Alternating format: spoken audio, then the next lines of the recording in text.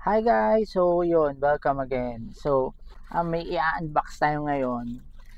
Ito, I ordered the cabin filter. Cabin filter for our Hyundai Stargazer, no? So, check natin kung okay siya. Ito yung item. I ordered this from Shopee.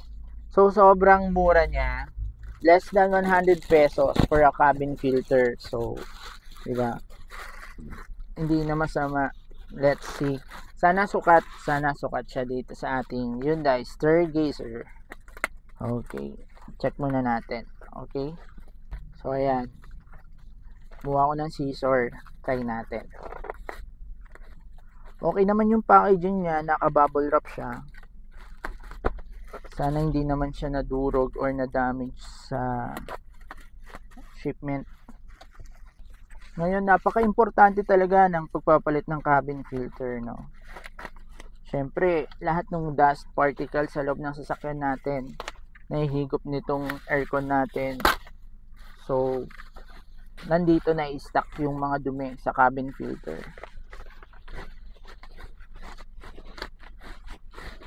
So, pag sobrang dumi na yung cabin filter, guys, hindi na siya maganda sa health.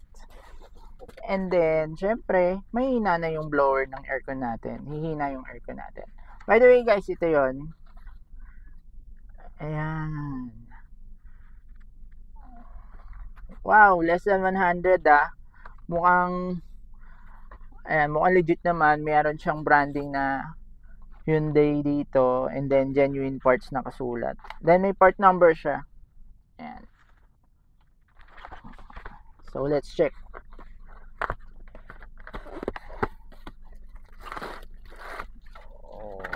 Ayan. O, diba? Ito. Ito na yung ating filter.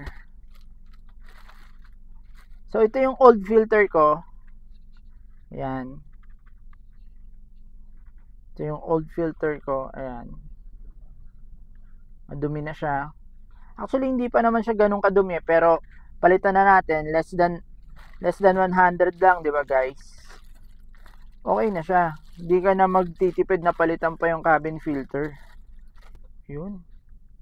Sukat na sukat siya, guys. Mukhang sakto naman siya. Ayan, oh. Walang indication kung ano yung kung paano siya ilalagay. Walang arrow kung ano yung nakataas o nakababa. So, I guess, either side pwede siyang ilagay. Kasi ito meron siyang indicator. Ayan, o. Kung makikita nyo, ayan. Meron siyang indicator. So ito, hindi na rin naman ito yung original na cabin filter niya. Nagpalit na rin ako. Ayun guys. Sukat naman siya. Kasya naman siya dun sa Ayun. Ayun guys, nakabit ko na yung cabin filter natin. So from Shopee, less than 100 pesos, mga I think 90 pesos lang siya. Sobrang sulit, sobrang mura. So okay siya, good buy. Ngayon, kung gusto nyo rin bumili, lalagay ko yung link dito sa comment section. Okay? Thank you for watching guys. Pa-like and subscribe and follow me para updated ka sa mga next video na ilalabas ko. Good job! 5 stars sa akin to. Thank you. Bye!